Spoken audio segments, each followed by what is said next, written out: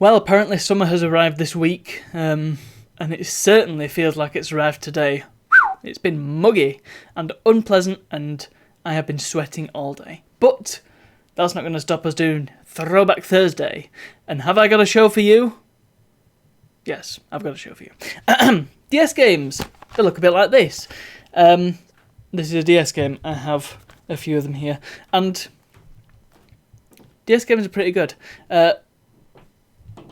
But if you wanted to take a few of them with you, they tend to stack up. And the thing is, you could quite easily take your DS game out of its case and put it in some sort of holder, which I don't have to hand, unfortunately. There's not a lot I do have to hand at the moment.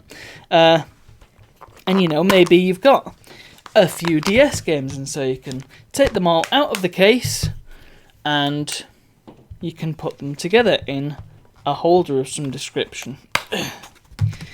And the thing is, DS cartridges, tiny little things. I remember actually getting my DS and opening the box, and the cartridge was really tiny inside, and I remember thinking, why is the box so big when the cartridge is so small? And really, if this box was any smaller, then you'd probably struggle to put it anyway, but that's by the by. Doesn't seem to take up much room, does it? But consider the fact that it's still an extra thing that you have to carry around with you. If you've got your DS, it's a portable device. You kind of don't want to be carrying more stuff around, especially if your holder, which mine happens to be, is roughly the same size as your DS. Enter Arrrr.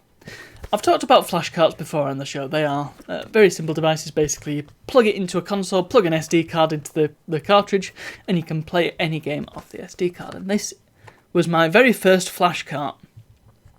It's called an Arrrr. I was at... I'm trying to remember where this was, actually. It was at high school, because I had just got my DS. Probably 2008. I seem to recall I got it for Christmas. Something like that. And a friend of mine, Sam, he was telling me about this ingenious device. You could get this Arrrr and then you can play any game off the Arrrr. And so I asked my parents for one, and by some miracle, they got hold of one. And I say by some miracle because these things were outlawed. I don't know if that's strictly true, actually, but I'm fairly sure they were virtually impossible to get hold of at the time. Like I said, 2008, so this would have been contemporary. I will just say it's not in this box. It's in my DS, which is in a box somewhere, so unfortunately I can't show you the actual device. But imagine a standard card, a DS cartridge, but at the back it's got an SD card slot. Simple as that. And so you can put DS ROMs on your cartridge and it'll play them all, which is a much more portable and a much more convenient solution than having to carry all your cards around.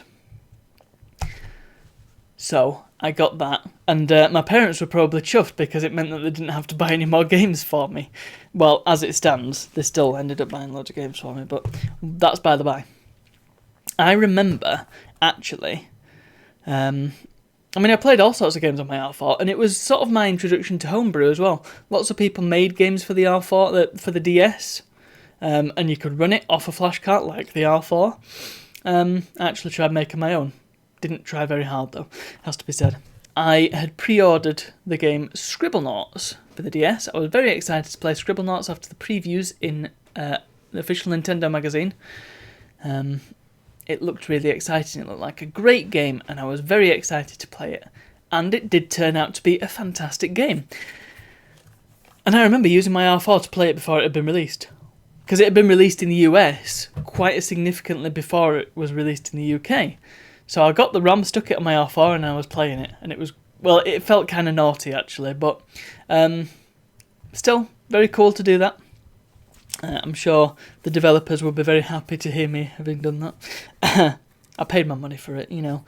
I'd already bought the darn thing. But another thing that I remember doing with my R4. There is something in this box actually. Well, maybe I will have a look in a second. Something else I remember doing with my R4 is 2008 was prime YouTube poop era, and so I remember there was a thing you could do to download videos off YouTube. Well, the source of the video didn't really matter much, but I grabbed videos off YouTube and I converted them to a very specific format, which I could then put on my R4 and watch the video on my DS. What an amazing thing that was. I could watch videos portably. I had, I want to say I had 1 or 2 Ashen's videos on there, and I had a couple of YouTube poops as well, one of them being Dinner Blaster, the classic.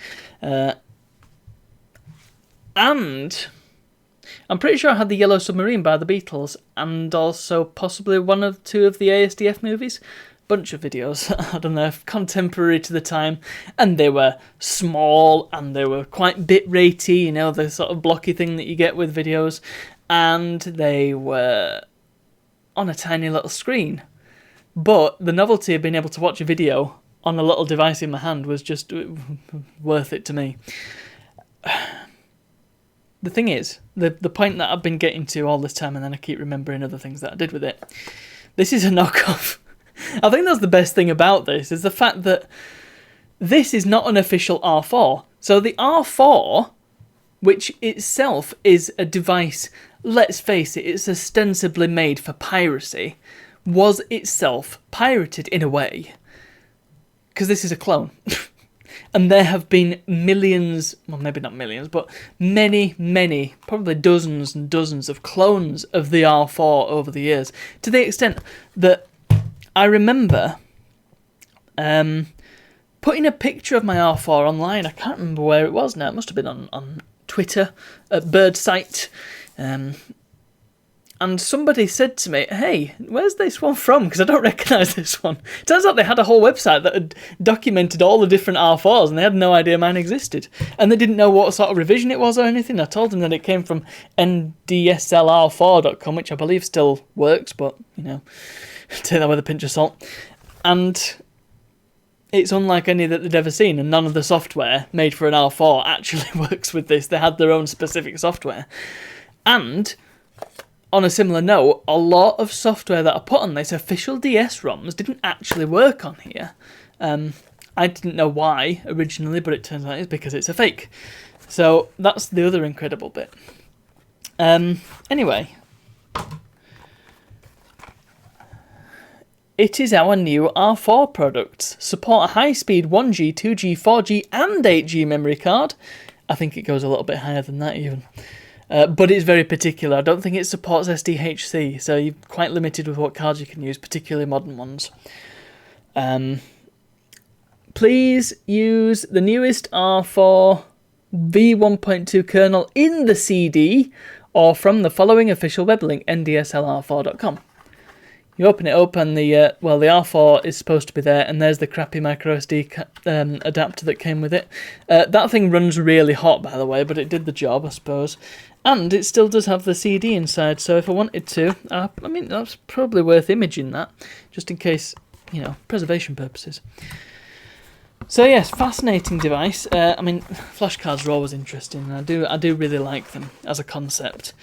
And well, this was my first one, and it was my introduction to a whole world of soft modding systems. Later on I got a Wii and I managed to mod the heck out of that and put all sorts of homebrew and totally legitimate games on there, and it was fantastic. Anyway, that is the R4, and the best bit is you don't even need one of these anymore. Get yourself a DSi or even a 3DS, and you don't even need a flash card. You can just mod the heck out of the system software. Bish bash bosh, away you go. DSi has an SD card slot built in, as does the 3DS, so that's the best way to do it.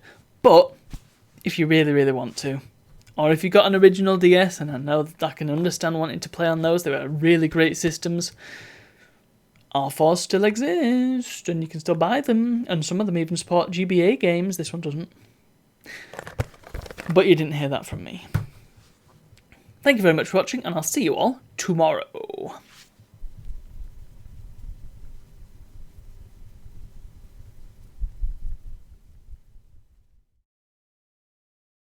It feels like summer has just arrived today, or I guess yesterday or maybe the day before.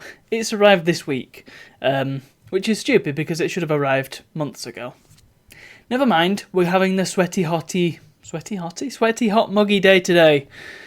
It's been dreadful, but that's not going to stop Throwback Thursday from happening. And have I got a show for you tonight? Yes, I have got a show for you tonight. DS games. They look like this. Fortunately, I had a few to hand. Oh man. In fact, no, let's start again.